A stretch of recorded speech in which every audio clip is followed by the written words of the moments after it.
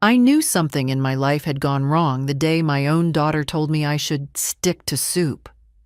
No accusation, no shame in her voice, just that calm, managerial tone she used on her waitresses. "Mom," she'd said, opening my fridge without asking, "rich meals aren't good for women your age. A light soup in the evenings will be enough for you." Enough. As if hunger, dignity, and routine could all be measured with one ladle. As if I'd become too old to deserve anything more. I didn't argue. I just nodded, standing there in my small kitchen, pretending I didn't notice she'd taken the roasted chicken I'd been saving for tomorrow.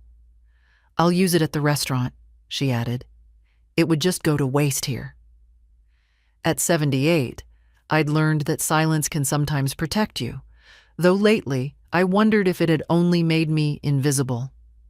My joints ache, yes, and my memory sometimes slips, but I'm not a woman who forgets who she once was. I ran a tailoring shop with my late husband for 27 years. I raised a daughter alone after he passed. I kept our home, our savings, our dignity. And now here I was, eating soup while she dined on entrees she photographed for social media. That evening, the broth tasted especially thin. I sat at the table with my spoon halfway to my mouth, staring at the window. You reach an age where reflections disturb you more than wrinkles do. Mine looked tired. Tired in a way that didn't start with age, but with someone gently, persistently pushing you out of your own life. Jenna used to be my girl with scraped knees and pockets full of stolen apricots. Now she was a business owner with manicured fingers, tapping my countertop like she was checking for dust. I put the spoon down and turned on the little radio by the sink. Noise helps soften loneliness, even if it's just someone selling tires or reading the weather. But instead of a forecast, I heard my phone vibrate in my pocket. A number I recognized, the bank. They never called without reason. "Mrs. Ellington," the young man said when I answered, "we've noticed some unusual activity connected to your business license." I blinked at the wall. My business license? My tailoring shop had closed 8 years ago. "Yes," he continued, "documents were filed under your name last week, and several vendor accounts appear to be linked to your signature." My signature. I stared at my right hand. People think old hands shake because of age. They shake because of the things they've carried too long. The banker's voice softened. "If this was done in error," but I already knew it wasn't an error. I knew the only person who still had my old paperwork, the only person who borrowed it just to check something, the only person who knew the exact shape of my name. "My daughter," I whispered before I could stop myself. There was a pause on the line. "Would you like us to freeze the accounts for your safety, Mrs. Ellington?" Safety. A strange, bitter word when danger comes with the scent of your child's perfume. "No," I answered quietly. "Not yet." I hung up and sat very still, the soup cooling beside me. Outside, a dog barked, a car passed, and somewhere a woman laughed. Free, careless laughter. I tried to remember the last time Jenna had laughed like that with me. I couldn't. I stood up slowly and went to the drawer where I kept my old business documents. The folder was exactly where I'd left it, but lighter. Too light. Papers missing, pages disturbed.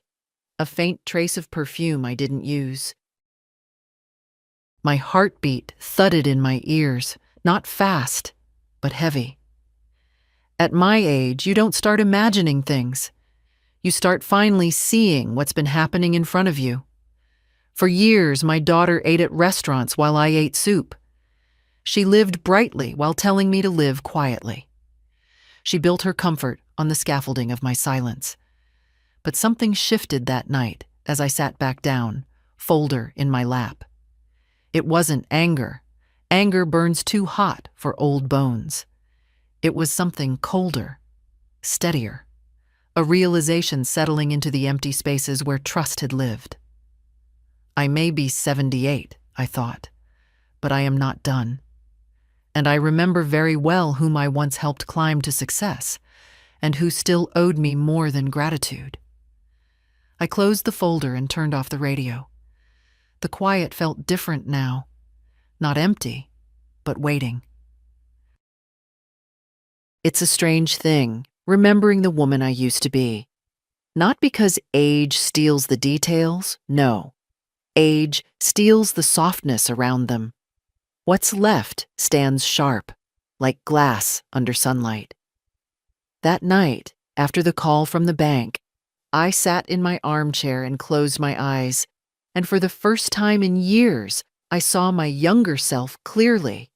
Steady hands guiding fabric under the sewing machine, my husband's laughter filling our little shop, customers calling me the woman who can fix anything. Back then, I was needed, respected. I woke every morning with purpose, not with stiffness. Jenna grew up there, among the rolls of cotton and chalk lines on the table. She'd sit on the counter swinging her legs, eating apples George peeled for her. "Mama's the strongest woman in town," he used to say, and Jenna would nod, her eyes wide with admiration. It almost hurts to remember that sincerity. Children rarely doubt the people who raise them. The doubts come later, when life tempts them with easier explanations. When George died, the shop nearly died with him. I kept it open 5 more years out of pride alone. Long nights, sore back, the fear of losing everything we'd worked for. Jenna was in college then, calling home only when she needed money or advice she wouldn't follow. I didn't blame her. Youth is loud. Grief is silent. They rarely hear each other. Eventually, I sold the shop. Not for much, but enough to live modestly. Enough to help Jenna when she decided to become something. She tried many things: photography, handmade candles, an online boutique, even a dog-sitting service that lasted exactly 2 days because she didn't like the smell. And each time she failed, she came back with trembling hands and big ideas, and I, foolish as an old willow bending toward water, helped her stand again. When she opened her first cafe, she cried in my arms. "Mom, this is it. My real start." I paid the deposit on the lease. I covered her first supplier invoices. I bought new uniforms for her staff when she said the old ones didn't match the aesthetic. I even took out a small loan in my name, one I finished paying off just 2 years ago. She promised she would repay me. She promised she'd take care of me when she made it big. Promises. Promises sound different when repeated over decades. They lose shape, like fabric worn thin. But the moment that keeps returning, the one that still stings, happened 5 years ago. She'd invited me to a tasting event at her cafe. I arrived early, wearing the good blouse I kept for holidays. Jenna took one look at me and whispered, "Mom, next time warn me so I can help you pick something more polished." She said it kindly, almost affectionately, like explaining weather to a child. I smiled then, but something cracked inside. It was the first time she looked at me not as her mother, but as an inconvenience. And still, I kept helping. That's the part I struggle to forgive in myself. Not her arrogance, not her entitlement, not even her quiet replacement of affection with dependence. No, what I regret is how easily I accepted it, how naturally my hands reached for my purse each time she sighed, how instinctively I stepped aside, making myself small, thinking it was love. But that phone call from the bank, it tore the curtain down.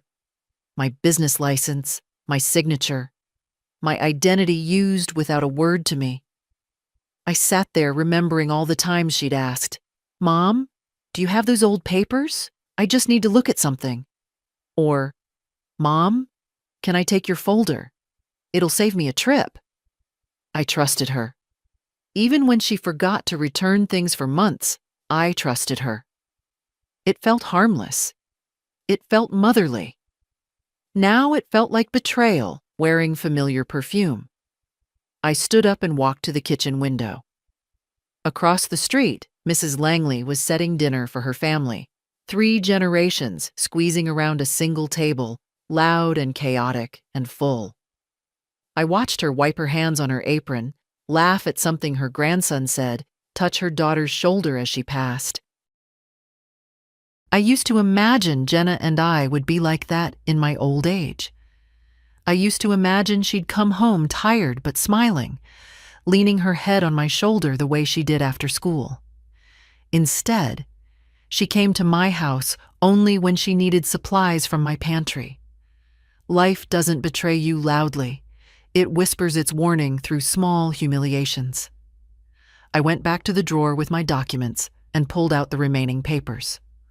Old tax forms, invoices, licenses, contracts. Some pages were indeed missing, specifically the ones tied to my former shop's identification number. Someone knew exactly what to take. Someone who believed I wouldn't notice. My knees ached as I lowered myself into the chair, but inside me something steadier had woken, a kind of cold, clear awareness. The kind I hadn't felt since my shop's busiest season, when I had to take charge and make decisions without hesitation. I reached for my phone. For the first time in a long while, I didn't feel like an old woman. I felt like a woman who had reached her limit. And Jenna, whether she realized it or not, had pulled the last thread holding my silence together.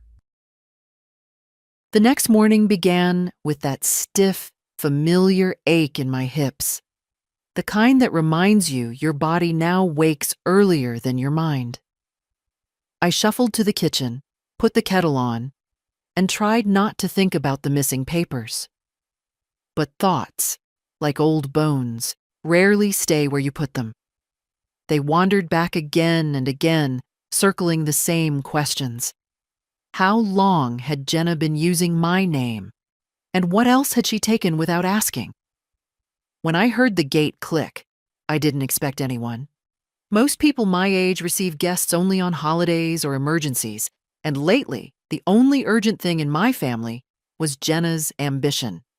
But then a warm voice called, "Grandma, it's me."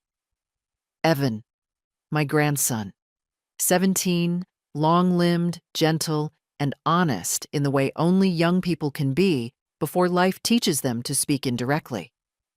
He came in carrying a notebook and a smile that made my house feel less empty. "You didn't answer my text," he said, leaning in to kiss my cheek. "I thought maybe you'd overslept." "At 78? I chuckled. My days of oversleeping ended somewhere in the last century. He laughed, pulled out a chair, and began rummaging in his bag. I watched him, feeling that old warmth rise, the one you get when someone visits you simply because they want to, not because they need money, childcare, or a signature on something they're not willing to explain. "Want tea, sweetheart?" I asked. "Always." I poured for both of us, and we sat there for a moment, the steam curling between us like an old, familiar bridge. He looked at me with those earnest hazel eyes of his. No judgment, no hurry. I wonder sometimes how such a soft heart grew out of such a hardened mother. "How's school?" I asked. He shrugged in that shy way of his. "All right. Coach says I might get a scholarship next year, but—" He hesitated, tapping his spoon. "Mom says not to rely on it. She says we should start eating out less. To save money." I blinked. Save money. Jenna had said the same thing to me yesterday while leaving her espresso cup on my counter. Yet I knew she spent more on one evening at her restaurant than I spent on groceries for a week. Eating out less, I said lightly. Does she cook more then? He shook his head. No, she still eats at the restaurant, almost every night. She said she needs to maintain relationships with investors.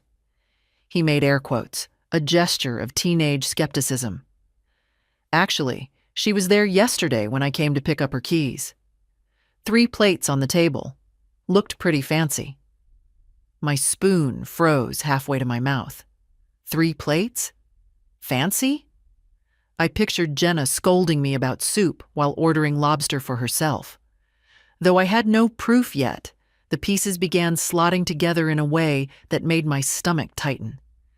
Evan kept talking, unaware of the storm inside me. She's been stressed, Grandma. The restaurant's having issues. She says she needs to expand the brand and maybe open a second place. Investors want everything polished. She even said she needs to upgrade her image. He rolled his eyes, which is why she won't let me wear my old hoodie when I visit her at work. Upgrade her image. It echoed in my chest like an insult wrapped in satin. I stirred my tea slowly. Did she say anything else? Not really. He hesitated, then added, She said she's thinking about asking you for help again. Financial help, I mean. I felt the heat leave my hands. Again, help. As if decades of my sacrifices were nothing more than a warm-up. Evan must have sensed the tension because he looked at me more closely. Did something happen? You look, I don't know, different. Different. Yes.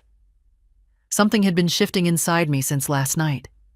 A kind of clarity that felt both painful and necessary, like pulling a thorn that had lived too long under the skin. I'm all right, sweetheart, I said quietly. Just a little tired. He reached across the table and squeezed my hand. Warm, steady, genuine. If Mom's stressing you out, you can tell me. I know how she can be. I smiled at him, a thin but honest smile. You're a good boy, Evan. I learned it from you, he said, and something in my chest tightened. He stayed a while longer, telling me about school, his friend Julian's new puppy, and the girl he liked but refused to name because he thought I'd tease him. I listened, really listened, and for the first time in days, I felt anchored again. Seen, not erased. When he finally stood to leave, he hugged me tighter than usual. I'll check on you tomorrow, okay? I nodded. Drive safe, and tell your mother I said hello. He made a face. I will, but she'll probably be at the restaurant again. When the gate closed behind him, the silence rushed back into the house. But now it felt heavier, charged with too many truths. 3 plates at the restaurant. Fancy meals. Money problems masked as sophistication. My license used without my knowledge. I looked at the drawer with my missing papers again. Evan's visit hadn't caused the shift within me. It had confirmed it. My daughter wasn't simply careless. She wasn't simply thoughtless. She had begun to build her world from pieces taken out of mine. And somewhere along the way, she stopped believing I would ever notice. But she was wrong. I noticed now. I told myself I wasn't going to the restaurant that evening. I truly meant it. I had planned to sit quietly, maybe mend the loose button on my cardigan, brew chamomile tea, pretend the world outside my windows wasn't shifting under my feet. But as the sun began to lower, some restless current inside me grew stronger. It wasn't anger. Anger burns too fast. It was something heavier, older, almost weary. A feeling that I had spent too many years letting life happen around me instead of through me. Around 6, I put on my coat. I didn't remember deciding to do it. My body simply stood up and acted as if it knew something my mind wasn't ready to admit. I locked the door, walked down my front steps, and let the cool air settle my nerves. The bus ride downtown was slow, but I didn't mind. Movement felt like purpose, and at my age, purpose is rarer than good sleep. When I reached Jenna's restaurant, the outdoor lights were already glowing. Warm amber strings hung from the awning, soft music drifting from inside. It looked beautiful, I'll admit that. She had taste. She always did. I stood across the street for a moment, watching people walk in with laughter on their lips, dressed in clothes I could never afford. There was a time when I pushed Jenna's stroller past this very block, before any restaurant existed here. Funny how life circles back. Only now the stroller is gone, and I am the one standing alone. I crossed the street carefully, my knees complaining. When I reached the window, I paused. It felt intrusive to look in, but I needed to understand, needed to see with my own eyes what my grandson had described. The dining room was full, candlelight, polished glasses, servers floating like shadows. And there, at a corner table, sat my daughter. Her hair perfectly done, her dress elegant, the kind of thing she always said she couldn't afford unless business picked up. In front of her were 3 plates, one half-finished risotto, one untouched slice of steak, and a dessert she was eating with small, dramatic bites. She laughed, an easy, carefree laugh I hadn't heard from her in years. A man sat with her, someone well-dressed, talking quickly, gesturing with excitement. She leaned in, touching his arm lightly, nodding with that bright, polished confidence she never used on me. I watched her raise a glass of white wine. Expensive, judging by the bottle on the table. My soup from last night flashed in my mind, thin broth and 3 soft vegetables floating like tired swimmers. And her voice, "Mom, a light soup is enough for you. Trust me. Trust me." I stepped closer to the window without meaning to. My reflection merged with the image inside, my tired face overlapping hers. 2 women separated by glass and years of unspoken truths. Then she turned her head. For a moment, our eyes met, though I wasn't sure she truly saw me. Her expression didn't change. She looked right through me, through her own mother, as though I were just another passerby pausing to admire the place she'd built. She smiled politely, the same smile she used on customers, then turned away before I could lift my hand. Just a smile, no recognition, no warmth. My daughter, sitting in a place I helped fund, eating a meal I could never justify for myself, pretending not to know me. I took a breath that felt too shallow. The air tasted metallic. It wasn't humiliation I felt. It was a kind of closing, like a heavy door finally shutting after years of being stuck open. A quiet end to something I had kept alive long past its time. I stepped back from the window. My palm touched the cool glass, leaving a faint print that disappeared almost instantly. At my age, you learn how quickly traces vanish. A server walked past me outside, carrying 2 bags of trash. She glanced at me kindly. "Are you looking for someone?" she asked. "No," I said softly. "No, I'm just leaving." I walked toward the bus stop, each step slower, but strangely steady. I didn't look back.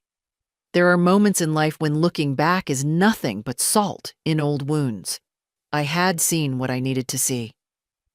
On the ride home, I watched strangers' faces reflected in the dark bus windows. Young people laughing, a tired man rubbing his temples, a mother rocking a fussy baby. Ordinary life.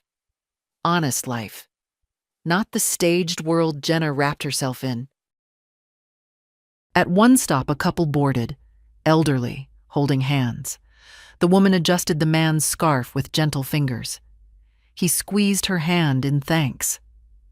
I felt something inside me clench, not from envy, but recognition. Once upon a time, George would fix my coat collar the same way before winter markets. I wondered what he would say if he saw Jenna today. I wondered what he would say if he saw me, sitting quietly, shrinking, letting myself be sidelined. He wouldn't approve of that. When I got home, the house felt different. Not emptier, firmer, as if the walls themselves had straightened. I hung my coat, sat at the kitchen table and folded my hands. No tears, no shaking. Just a quiet certainty settling like dust on an old shelf. My daughter had eaten at restaurants while I ate soup. She had smiled at strangers while ignoring me. She had used my name while treating me like an afterthought. And now I finally understood. She believed I would tolerate it forever. I reached for the folder with my documents again. This time, I wasn't searching. I was preparing. I didn't sleep that night. Not because of anger. Anger exhausts you, and exhaustion eventually forces rest. No. What kept me awake was clarity. That cold, sharpening clarity that comes only when illusions finally fall away. I lay in bed staring at the ceiling, listening to the old house settling, the pipes sighing, the wind brushing the shutters. Everything felt familiar, yet inside me something had already shifted and would not shift back. At dawn, I got up, made tea, and sat at the kitchen table with the folder of remaining documents. For years it had been nothing more than a relic of my working life.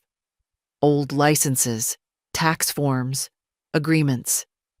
Now it felt like evidence. And the more I studied it, the more certain I became that Jenna hadn't acted carelessly. She'd acted deliberately. Pages were missing in a pattern, not random gaps, not forgotten sheets. Only documents tied to my identification number from the shop. Documents someone might use to link a new business under my name.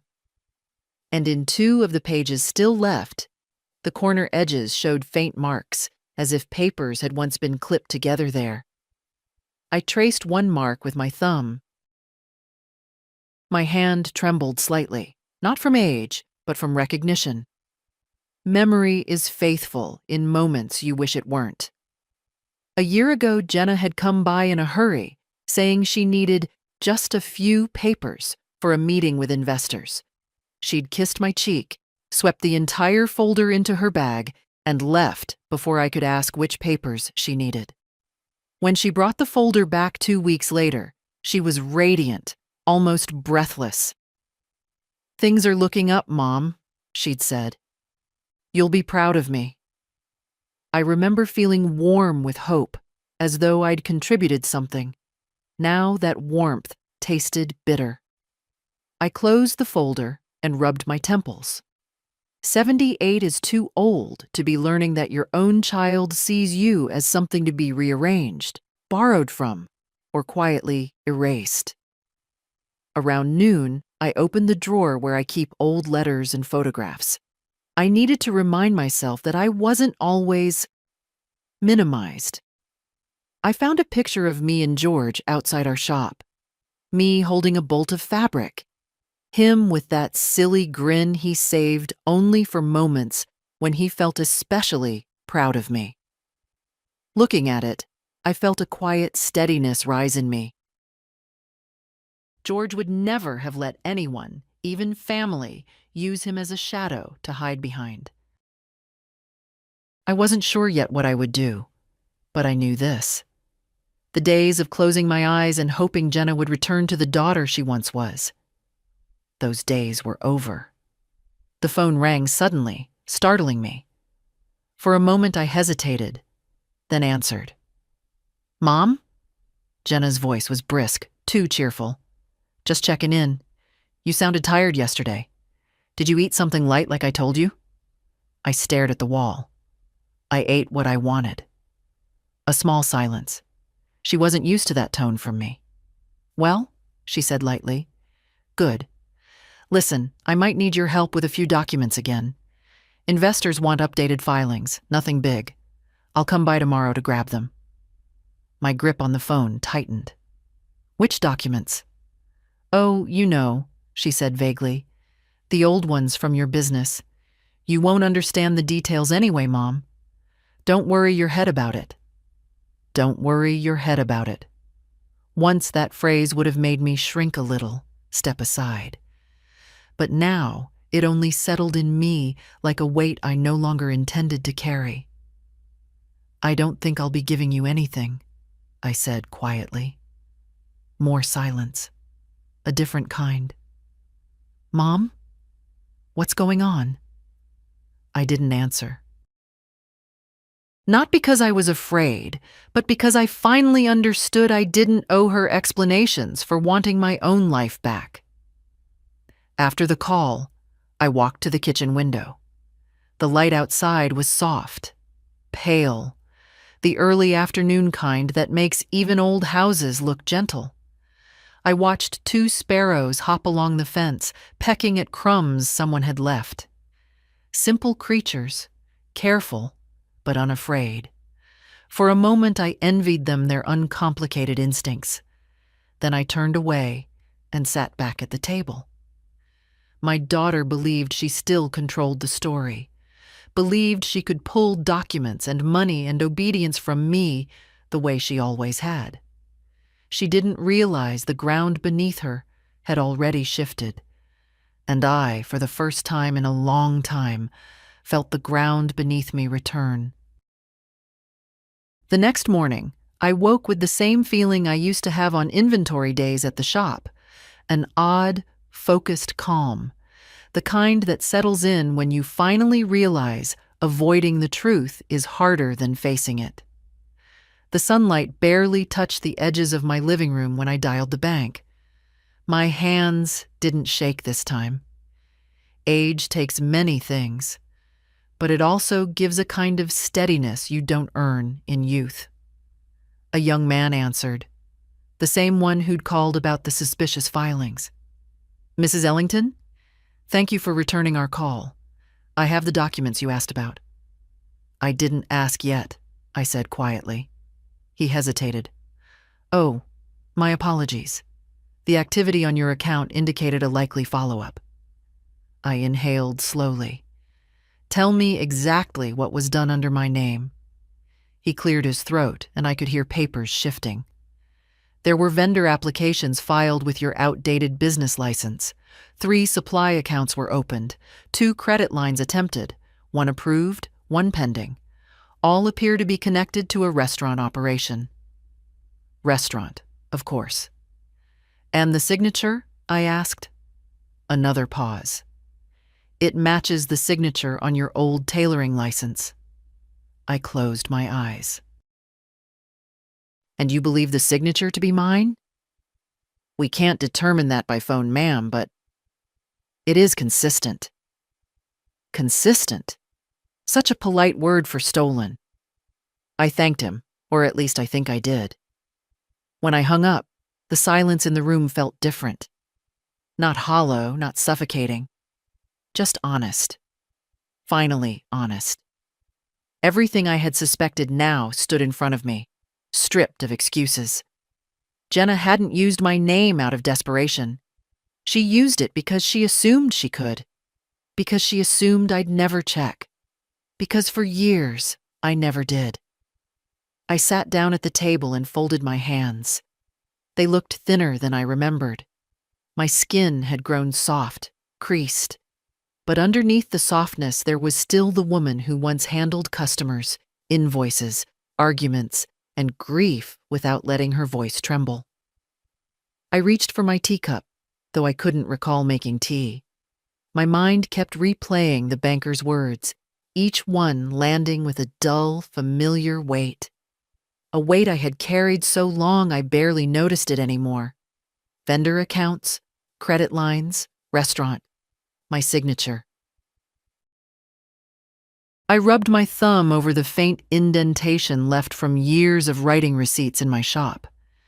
Jenna used to sit beside me, watching me sign forms, tracing my handwriting with her little finger. "It looks like a bird," she'd say. George told her it was the mark of a woman who built things with her own hands. I wonder what she tells people now, that her mother is old, confused, easy to borrow from. My phone buzzed again. A text from Jenna. "Mom, I'll swing by later. Need those papers. Don't sort anything without me." Without thinking, I pressed delete. The message vanished, but the aftertaste remained. I wasn't angry. Anger flares and dies. What I felt was something far quieter, deeper, like the tightening of a knot inside the chest, a knot formed from too many years of being dismissed, managed, handled. I walked to the window. The street outside was waking up. Dog walkers, delivery trucks, children in bright jackets tugging at their parents' hands, ordinary lives moving with purpose. I envied that simplicity. Mine had become a tangle of someone else's choices. Just then, my neighbor, Mrs. Langley, waved from across the street.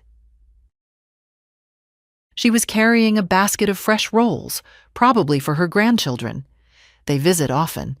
She once asked why Jenna never comes by unless she needs something. I laughed it off then. Now I'm not sure why. I returned the wave, though my heart felt too heavy to smile. When I turned back to the room, something shifted inside me. A decision. Quiet, but unmistakable. If Jenna was willing to use my name for her business, then I had every right to know exactly what she'd built on it. Every invoice, every contract, every dollar traced back to me. I took the folder of remaining documents and placed it neatly on the table. Then I reached for my address book, the old one, the one with numbers written in 3 different pens across 2 decades. My fingers stopped at a name I hadn't spoken aloud in years. Arthur Hastings, my late sister's ex-husband, a complicated man, but fair, and now a senior officer at the licensing bureau. Once, long ago, I helped him when no one else would. I still remembered the gratitude in his voice. I closed the book gently. I wasn't done being quiet, but I was very, very done being blind. Jenna arrived earlier than I expected. I had barely finished wiping the kitchen counter when I heard her car door slam. Sharp, hurried, the sound of someone who assumes the world will always wait for her. She didn't knock. She never knocked. She walked in calling, "Mom, where are you?" As though she were entering a storage room she owned, not her mother's house. I stepped out of the kitchen. She stood in the hallway wearing a tailored coat, expensive, crisp, far beyond what she claimed she could afford. Her hair was perfectly done, her lipstick immaculate. She looked polished, yet underneath that polish I sensed something restless, almost irritated. "There you are," she said, brushing past me. "Why didn't you answer my messages? I told you I'd come for the documents." "I saw your messages," I replied. She paused. "And?" I didn't feel the need to respond. Her eyebrows lifted, not in alarm, but in confusion, like a teacher whose student spoke out of turn. "Mom, what's going on? You're acting strange." Strange? Yes. To her, a mother with boundaries must look strange. She went straight to the table and reached for my folder. I placed my hand over it before she could touch it. "Leave that." Her hand froze. "Mom, please. I don't have time for your moods. Investors are breathing down my neck. I told them I'd bring the updated paperwork today." "Under my name?" I asked quietly. She blinked, startled, but only for a moment. Then she sighed dramatically. "Oh, Mom, you're misunderstanding everything. I just used your old business info to speed things up. It's no big deal. You know nothing serious can happen. You're retired. I'm running things now." The words slid over me like cold water. No apology, no hesitation, not even shame. Just that calm, managerial tone, the same tone she used when telling me soup would be enough. I looked at her face, so confident, so sure the world folded itself to her will. I remembered that girl who used to hide behind my legs during thunderstorms. When did she stop seeing me as shelter and start seeing me as scaffolding? "Jenna," I said slowly, "you signed documents with my name." "Oh, for heaven's sake," she snapped. "I copied your signature. That's not the same thing." Then, catching my expression, she softened her voice. "Mom, relax. I know what I'm doing." "You do?" I asked. "Then why didn't you tell me?" "Because you overreact," she said simply. "You always have. I didn't want to worry you with details you wouldn't understand. Business is complicated. You'd only have gotten anxious." I felt an old ache inside me, one not caused by age or illness, but by years of small humiliations accepted out of love. She continued talking, pacing the kitchen as if rehearsing a speech. "Look, everything's under control. The accounts are fine, the restaurant is growing, and soon I'll have the second location. But these investors, ugh, everything has to be formal. That's why I need those papers. Just give them to me, and I'll fix the rest." I watched her move, watched the confidence in her shoulders, the tension at the edges of her smile. She wasn't asking me for help. She was expecting obedience. And for the first time in years, I felt no guilt in disappointing her. "No," I said. She stopped mid-step. "No? What do you mean, no?" "I won't give you anything," I said calmly. "Not documents, not signatures, not access to my identity." She laughed, not cruelly, but incredulously. "Mom, you're being ridiculous. I don't have time for your stubbornness today." "You had time to eat steak and dessert last night," I answered. She froze completely. Her eyes widened, not ashamed, not caught, but calculating. "You were spying on me?" "I was standing outside a restaurant I helped fund," I said. "I didn't realize I needed permission to see my own daughter." "That's different," she stammered. "I was there for business." "With 3 plates and a bottle of white wine?" Her face flushed. She looked away. "I can't believe you followed me." "I didn't follow you," I said. "I saw you." She opened her mouth, then closed it again, struggling for the right tone. Finally, she settled on the one she always used to regain control. Cool, superior, clipped. "Mom, you're making things difficult for no reason. Hand me the documents and let's move on." I lifted the folder and placed it behind me. "No." Something in my voice made her step back slightly. Not fear, just surprise. She had grown too accustomed to my softness. "Fine," she said sharply.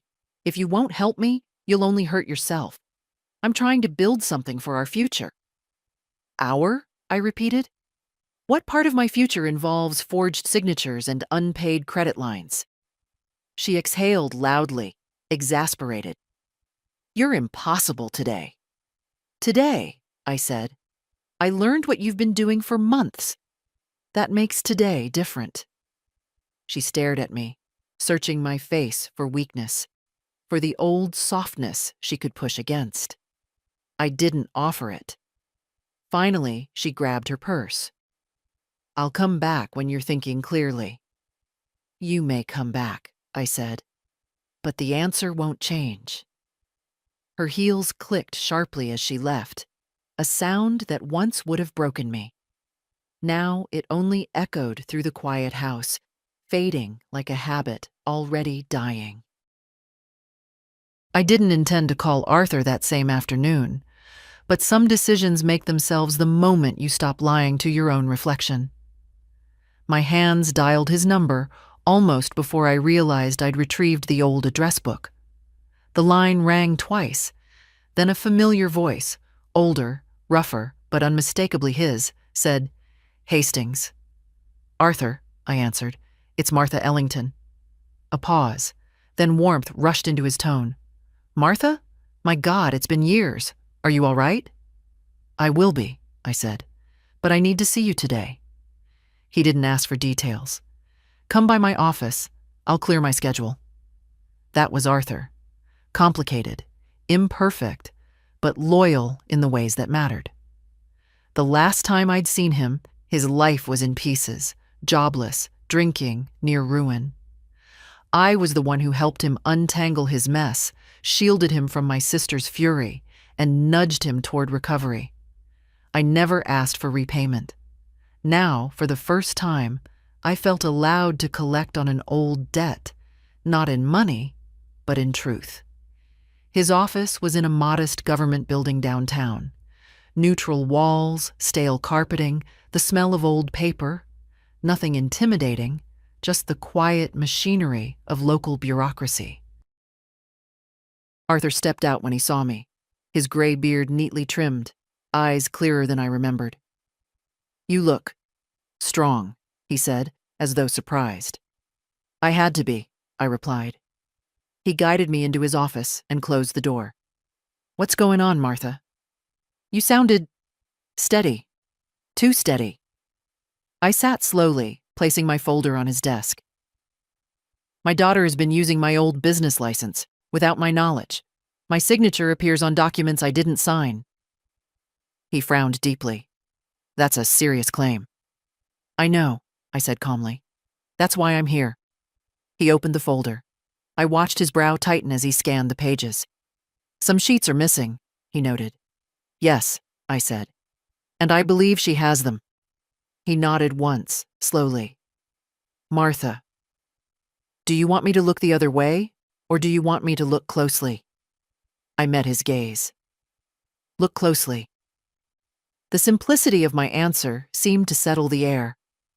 Arthur leaned back in his chair, studying me with the respect people reserve for those who've survived long enough to know what they're saying.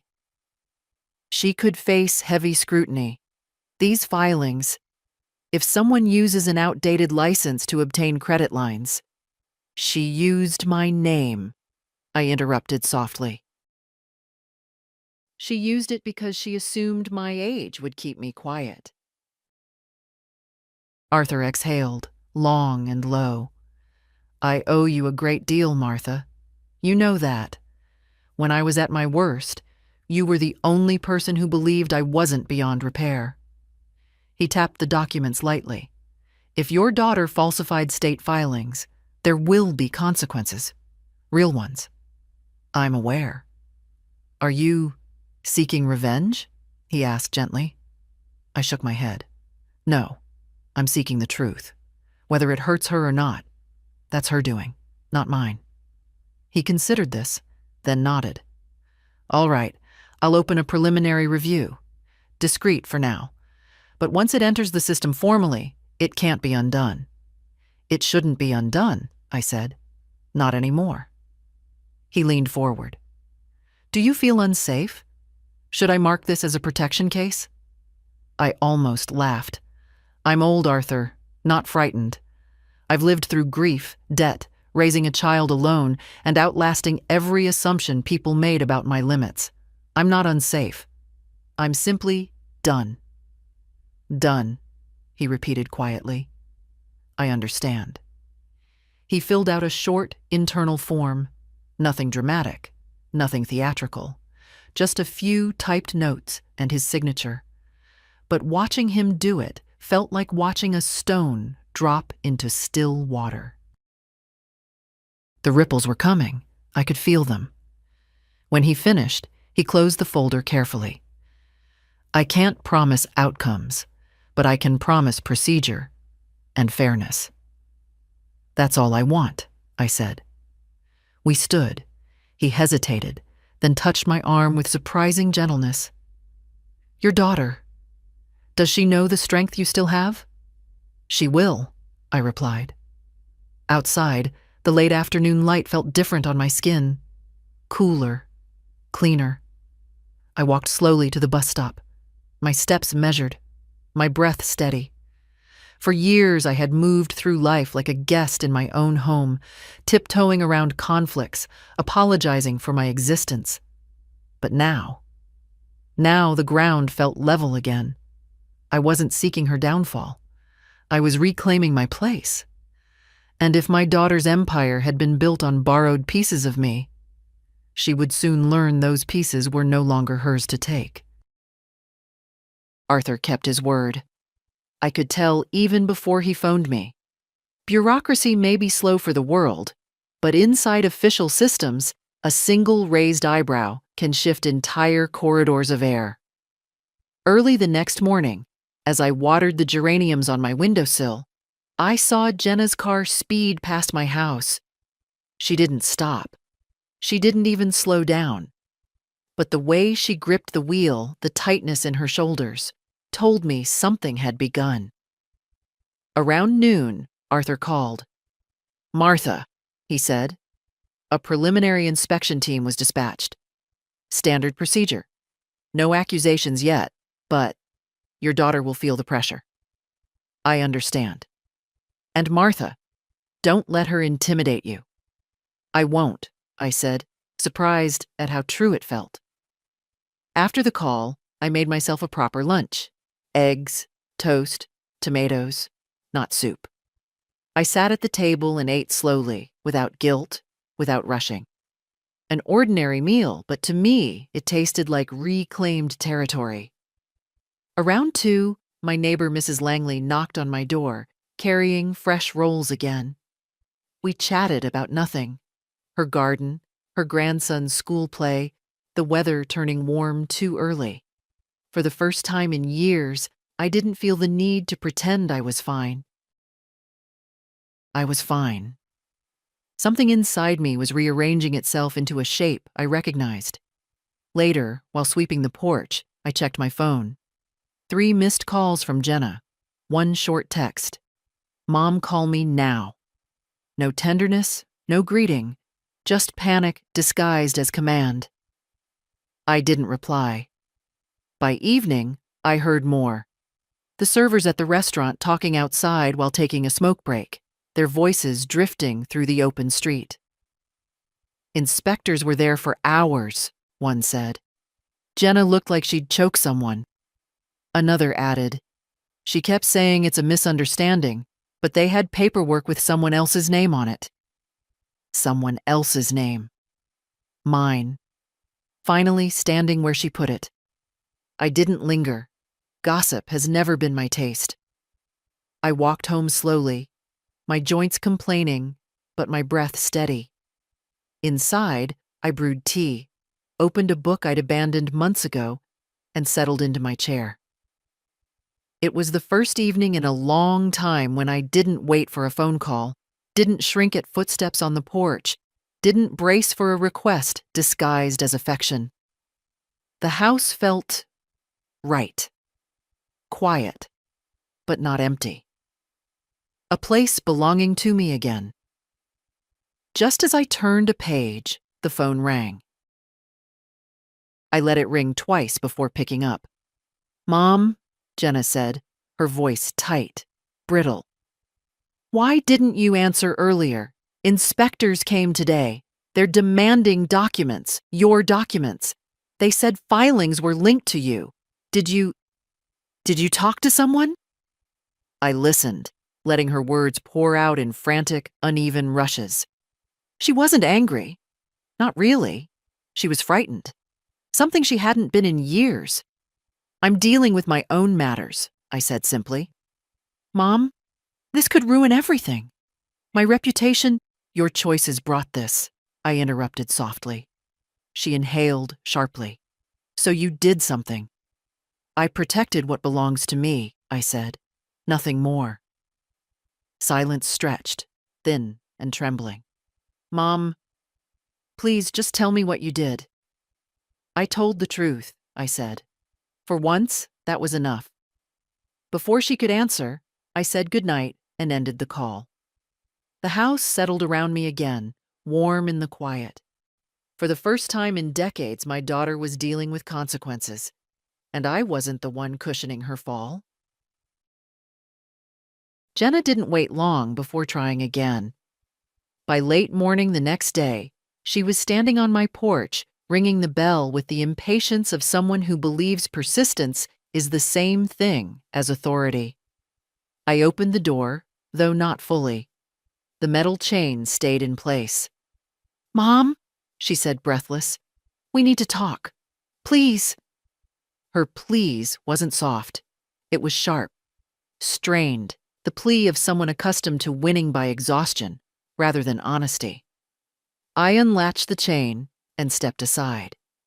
She entered quickly, as if afraid I might change my mind. Her eyes were swollen from lack of sleep, her lipstick smudged, her posture pulled tight like a thread ready to snap. She looked less polished than usual, and for the first time in a long time, I recognized something familiar in her face. Fear wrapped in pride. She sat at the table without waiting to be invited. "Mom, I'm in trouble. Real trouble.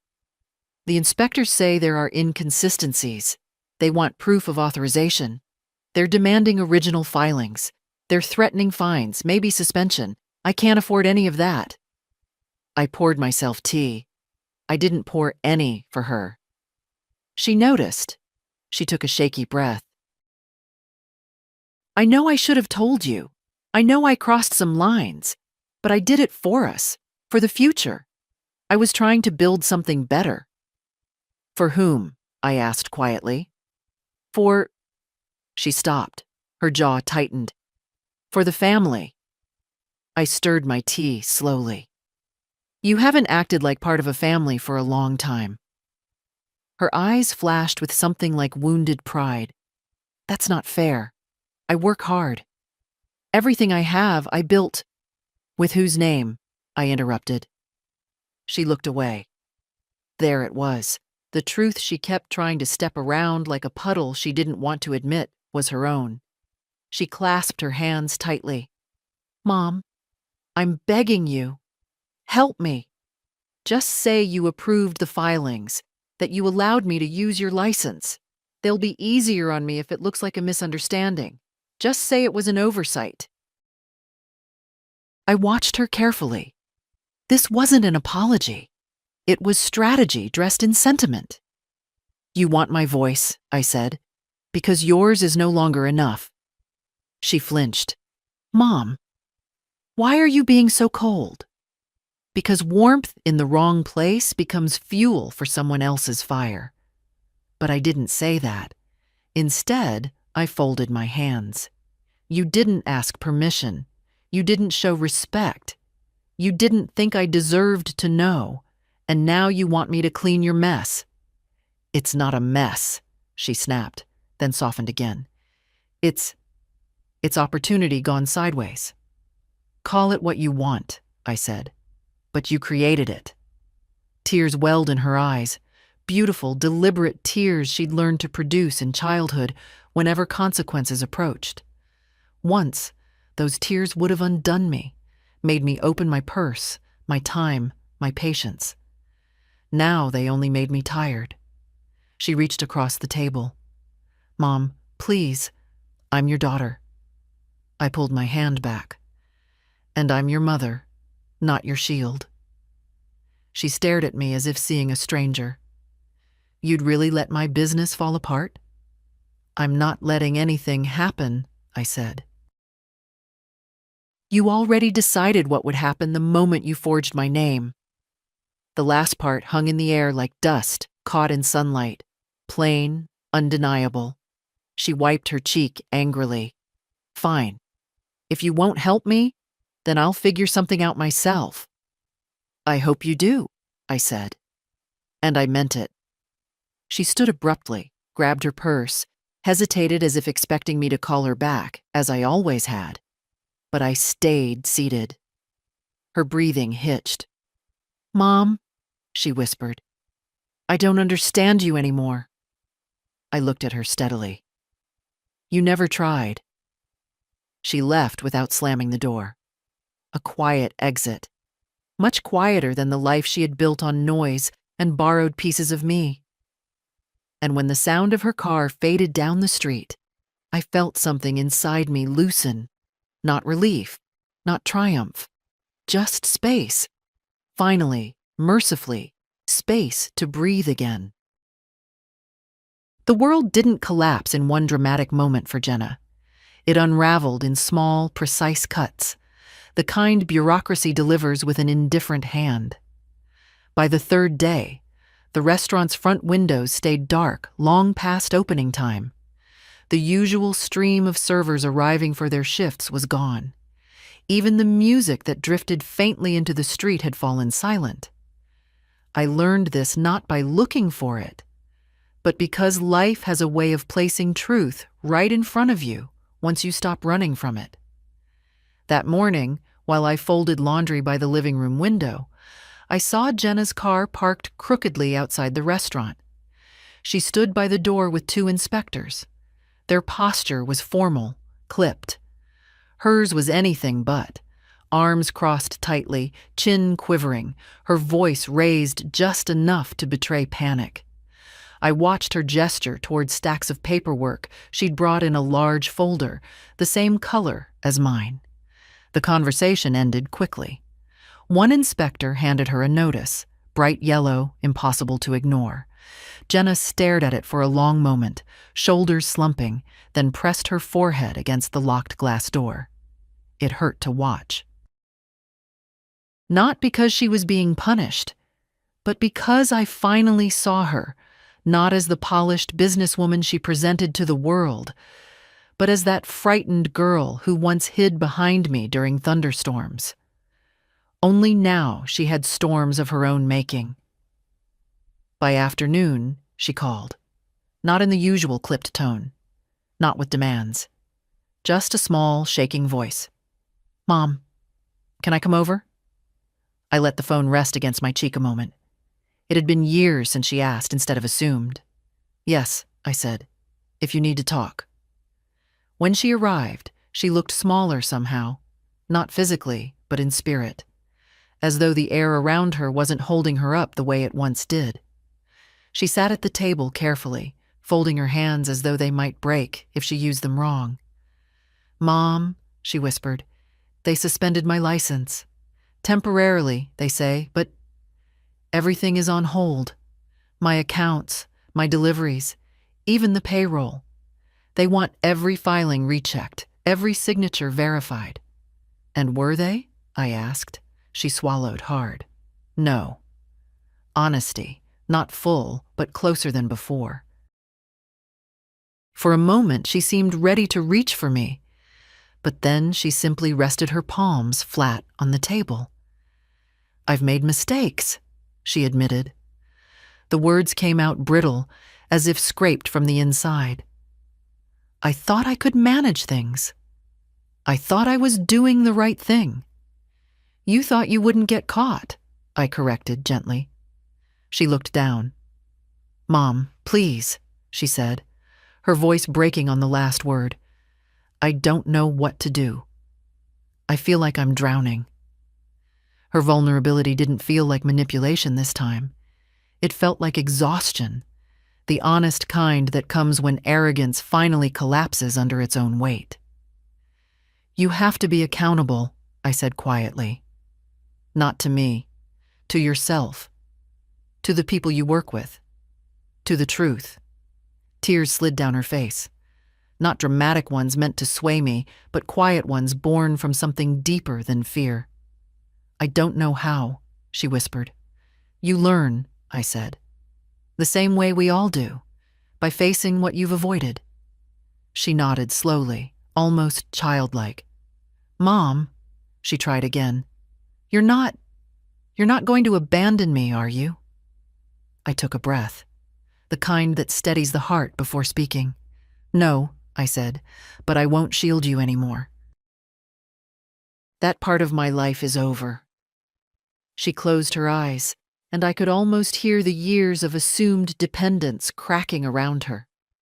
For the first time, my daughter sat across from me, not as someone demanding or directing, but as a woman forced to see the edges of her own choices. And for the first time in a very long time, I felt no guilt in letting the silence settle between us. It wasn't a silence of punishment. It was a silence of truth, finally taking its rightful place. Jenna stayed seated at my table long after her tears had dried. She wasn't rushing anymore, not checking her phone, not rehearsing excuses. She looked like someone who had finally run out of places to hide. The house was quiet, the late afternoon light settling softly across her face, making her look younger, almost like the girl she once was, before ambition hardened her edges. "Mom," she whispered, "I don't know when I became this person." I set my cup down. People don't become someone else in one moment, Jenna. They drift, inch by inch, choice by choice. And no one stops them if everyone around keeps stepping back. "Did you step back?" she asked. "Yes," I said. "Too many times." She looked at me, searching for blame, but I didn't offer any. I wasn't here to win. I was here to tell the truth before the years ran out. "I thought I was helping," she murmured.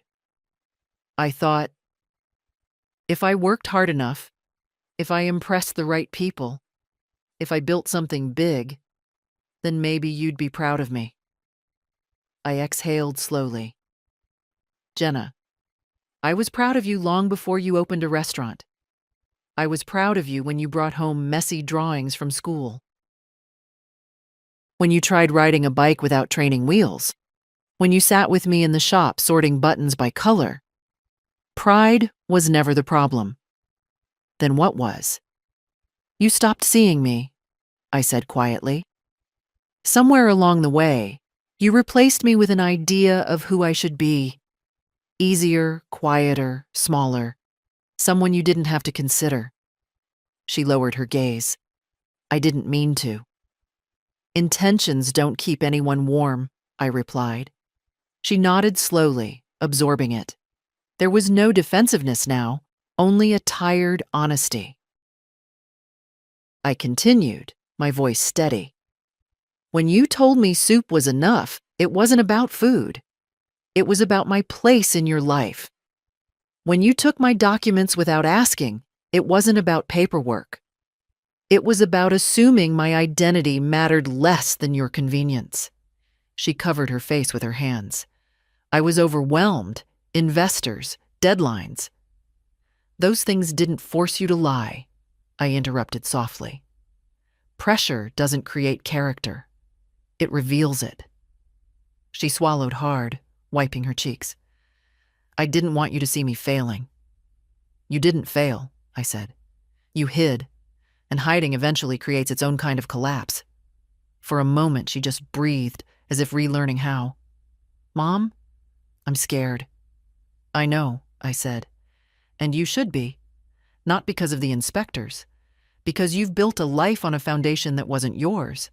And now you have to rebuild, but this time without using pieces of me." Her lips trembled, but she didn't argue. I leaned back in my chair. "Jenna, I'm old. I don't have many years left to correct what went wrong between us. But I'm not leaving this world as a shadow in my daughter's story. I deserve to stand in my own." She looked up at me then, with something I hadn't seen in years, not entitlement, not irritation, recognition. "Mom, I'm sorry," she whispered. And for once, it wasn't a tactic. It wasn't a negotiation. It was simply a daughter's voice stripped of defense. I nodded, not triumphantly, but with a quiet, tired acceptance. "Apologies are a beginning, Jenna, not a conclusion." She hesitated. "Can we fix things?" I folded my hands. "Yes, but not quickly. You'll have to do the hard work, not the glamorous kind, the honest kind." She nodded again, slowly, as though each motion weighed something real. We sat in silence a while longer. Not the old silence filled with avoidance, but a gentler one, carrying the fragile beginning of something new. Not forgiveness yet, but the possibility of it. In the days that followed, I watched my daughter's world shrink down to something more honest, not destroyed, just stripped of its shine. The restaurant stayed closed while the inspectors continued their review. The fancy lights were off, the music silenced, the chairs stacked neatly inside like obedient pupils waiting for instruction.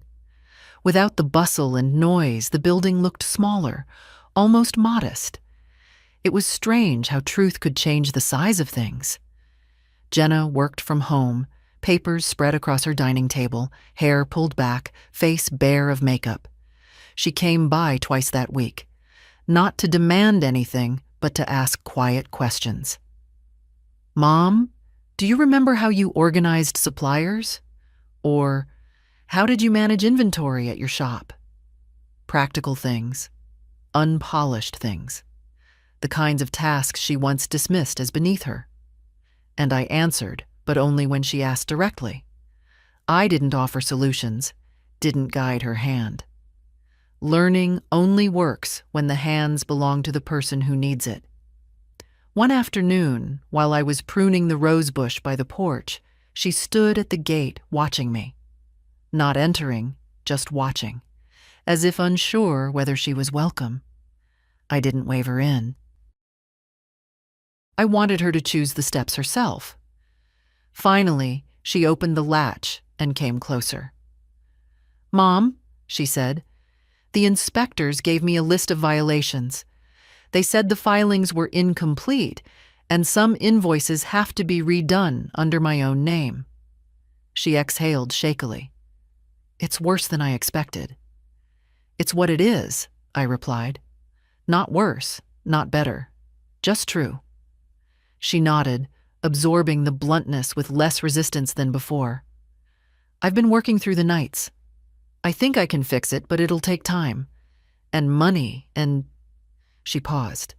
"Accountability." The last word came out quietly, like something she had practiced but wasn't yet fluent in. "You're capable," I said. She looked surprised. "You think so?" "I always did," I answered. "You're only dangerous when you forget you're capable." A faint, tired smile tugged at her lips. She helped me gather the clipped branches without being asked. Not to impress me, not to manipulate, just because the branches were there and she had two working hands. It felt oddly meaningful. In the following days, I saw her less. She wasn't avoiding me. She was simply busy with work that no longer relied on shortcuts. Real work. She met with accountants, rewrote contracts, redid supply agreements under her own license. She even told investors the truth, at least enough of it to rebuild her credibility without leaning on borrowed dignity. One evening, she called, her voice soft. "Mom, I reopened today. Only for a few hours. Just coffee and pastries, nothing big." She hesitated. It felt good. Starting small. "Small isn't failure," I said. "It's foundation." Another pause, lighter this time. "Would you like to come by tomorrow?" Not to help. Just to see. I sat in my armchair, feeling the weight of the moment. For years, she had only wanted me to supply, support, absorb. Now she wanted me to witness. "I'll think about it," I said. And it wasn't a punishment. It was honesty. "Okay," she murmured. "Thank you for listening, Mom." After we hung up, I looked around my house. Nothing had changed, yet everything felt different. I wasn't a prop in her story anymore. I wasn't a tool to steady her image. I was simply myself again. An old woman with a quiet life, a steady chair, and a garden that still bloomed whether anyone applauded it or not. And for the first time in a very long time, I felt that was enough. Not resignation, not loneliness, just Enough. Evan arrived just as the sky began to dim, carrying a paper bag and wearing that sheepish smile he always had when he pretended something wasn't a surprise. He knocked gently. Unlike his mother, he remembered the courtesy of waiting to be invited into someone's home. When I opened the door, he lifted the bag with a small flourish. "I brought dinner," he said. "Real dinner, not soup." I couldn't help but laugh. Quietly, the way older people laugh when something touches a place deeper than humor. "Come in, sweetheart." He spread everything out on the table. Roasted chicken, a small loaf of bread, green beans seasoned with something fragrant. Nothing extravagant, nothing showy, just honest food. Food meant to be shared, not displayed. "Where did you get all this?" I asked. "I made it," he said with a shy shrug. "Mom's been too stressed to cook. I've been practicing." I touched his cheek lightly. "Your grandfather would have liked you." We sat down to eat, and for the first time in what felt like years, I didn't measure my bites, didn't worry about whether the food was appropriate for my age, didn't feel guilty for wanting something warm and flavorful. I ate because I wanted to, because my body still knew what it meant to enjoy a meal that wasn't an afterthought. Evan watched me with that gentle attentiveness. Young people rarely give the elderly unless love has taught them how. "Grandma," he began, "Mom said things are complicated right now." I nodded. "Yes, complicated is the right word." "She's trying, you know," he said softly. "I've never seen her work like this before. It's like she finally stopped pretending." I didn't answer right away. I cut a piece of bread, let the warmth settle into my fingers. "People change," I said eventually, "when life stops letting them run from themselves." He leaned back in his chair. "I'm glad she has you, even if she doesn't always act like it." "She has herself," I corrected gently. "For the first time, she's learning to stand on her own feet. That's more important than having me as a crutch." He nodded, absorbing this with the seriousness of someone older than his years. "Do you forgive her?" The question hung in the air between us. The kind of question only someone who loves both sides dares to ask. "I don't know yet," I said honestly. "Forgiveness isn't a switch, it's a path, and some parts of that path I'm still clearing." He smiled a little. "That's fair." We finished dinner slowly, talking about school, about his scholarship hopes, about the girl he still wouldn't name.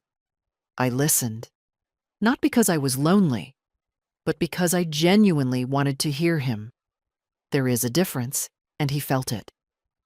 When we moved to the living room, he noticed the old photo of George on the mantel. "Do you miss him more on days like these?" he asked. "I miss him," I said, "in ways that don't follow days." Evan nodded, resting his hand briefly on mine. "Mom asked if you might come by the restaurant soon. She said she wants to show you something." "I know," I said, "and I'll go. But when I'm ready." That's what I told her. He stretched, then stood. "I should head home. Mom worries if I'm gone too long." I walked him to the door. "Thank you for dinner." He hugged me gently but firmly, the way you hug someone whose bones matter to you. "Good night, Grandma." When the door closed behind him, the house didn't feel empty. It felt settled, balanced, as if some room inside me, long locked, had quietly reopened. I washed the dishes slowly, savoring the memory of the meal, not the food itself, but the simple dignity of eating something that hadn't been rationed to me like a prescription. That night, as I turned off the lights, I realized something. Every part of my life that had been taken from me, choice, voice, presence, was returning. Not dramatically, not all at once, but steadily, like breath after a long-held pause. And for the first time in a long time, I felt ready for whatever tomorrow asked of me. I went to Jenna's restaurant a week later, not because she insisted, not because I felt obligated, but because something inside me was finally settled enough to walk through a door that once felt heavy with old expectations. The afternoon sun cast a gentle light over the street, and when I approached, I noticed the small handwritten sign taped to the window. Soft reopening. Patience appreciated. There was humility in those words, the kind that doesn't come from marketing, but from a person learning to stand without borrowed strength. Inside, the place looked different. Not the decor was the same, but the air had changed. It was quieter, more grounded. The forced glamour had drained away, leaving something sincere in its place. Jenna stood behind the counter, sleeves rolled up, hair in a simple knot. No expensive dress, no bright lipstick. Just my daughter, stripped of performance. She saw me and froze, as if unsure whether to smile or apologize. Then she came around the counter slowly, like a child approaching a mother she wasn't certain she deserved. "Mom," she said softly, "you came." "Yes." She gestured toward a small table near the window. "Can I sit with you?" "Just for a minute?" We sat. She placed a cup of tea in front of me. Not fancy. Not curated. Just warm. "I want to show you something," she said, pulling out a folder. Not mine, but hers, properly labeled with her own name. "These are the corrected filings. The inspectors approved the first round. I'll be operating under my own license now, completely." I nodded. "Good." She hesitated. "I didn't realize how much of my life I'd built on shortcuts. On you." "I know." She swallowed. "I want to do it right this time, not for investors, for myself. And for you, if you'll let me." Let. The word landed gently, not entitled, not demanding, just hopeful. "Jenna," I said, "you don't need my permission to be a better woman. You only need honesty." She looked down at her hands. "I'm trying." "I can see that." The silence that followed wasn't heavy anymore. It felt like soft ground, something that could grow. "I'd like us to have dinner together sometime," she said. "A real dinner, whatever you want. No soup." A quiet smile found its way to my lips. "That would be nice." She reached across the table, slowly, giving me time to refuse. I didn't. Her fingers wrapped around mine with a gentleness I hadn't felt in years, not possessive, not rushed, just present. For the first time, she wasn't leaning on me. She was standing beside me. When I left the restaurant, the air felt cool and bright, like the world had opened a window. I walked home steadily, not quickly. At 78, there is no need for haste. Life reveals itself in the pauses. Inside my quiet kitchen, I put the kettle on and stood watching the steam rise. I thought about the years I had spent shrinking myself, folding my needs into silence, believing that love meant endurance. But love, I've learned, also means stepping forward when someone mistakes your softness for absence. I didn't destroy my daughter's world. I simply stopped disappearing from it. And in that space I reclaimed, there was room for both of us to breathe again. Before I sat down with my tea, I opened the window just a little wider. The evening breeze carried the faintest hint of possibility. If my story reminded you of something in your own life, some quiet truth, some forgotten strength, leave a comment. Share your thoughts.